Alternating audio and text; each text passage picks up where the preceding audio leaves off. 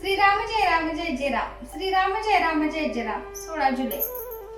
गुरु आज्ञा पालनाशिवाय दुसरे कर्तव्यच उरले नाही. परमात्म्याकडे जाण्याचे अनेक मार्ग आहेत. आपल्या गुरूंनी जो राजमार्ग दाखवला त्यानेच जावे. मध्येच दुसरा मार्ग घेतला तर पल्ला कधीच गाठायचा नाही.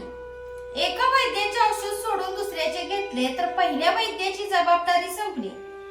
तरीही मी माझ्या माणसाला सोडित नाही ही गोष्ट निराळी. ज्या दिवशी मी तुम्हाला अनुग्रह देऊन आपला म्हटले त्या दिवशी सर्व प्रापंचिक आणि पारमार्थिक जबाबदारी गुरुवर सोपवून तुम्ही मोकळे झाला. गुरु आज्ञा पालनाशिवाय तुम्हाला दुसरे कर्तव्यच उरले नाही. पण तुम्हाला असे वाटते कुठे विष हे आमटीत घातले काय किंवा भाजीत घातले काय, दोन्ही त्याचेच.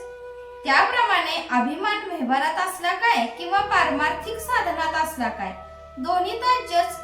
मी कोण हे आधी जाणले पाहिजे. परमात्मा कोण ते मग आपोआपच कळते.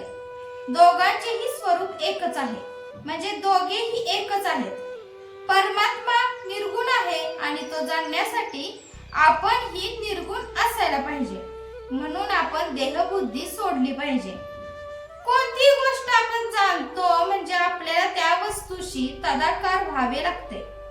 त्या खरी जाणणेच होत नाही. म्हणून परमात्म्याला जाणण्यासाठी आपण ही नको का परमात्मा स्वरूप व्हायला. यालाच साधू होऊन साधूच ओळखणे किंवा शिव भूत्वा शिवम यजेत असे म्हणतात. आता कोणत्याही वस्तूचा आकार आपल्याला प्राप्त होण्यासाठी आपल्या जवळ तत्सदृश असे संस्कार पाहिजेत.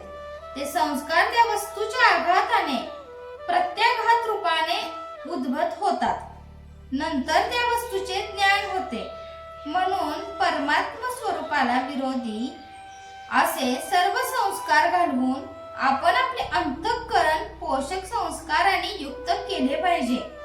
जर आपण साधन करून निष्पाप होऊ शकलो तर आपल्याला जगात पाप दिसणेच शक्य नाही.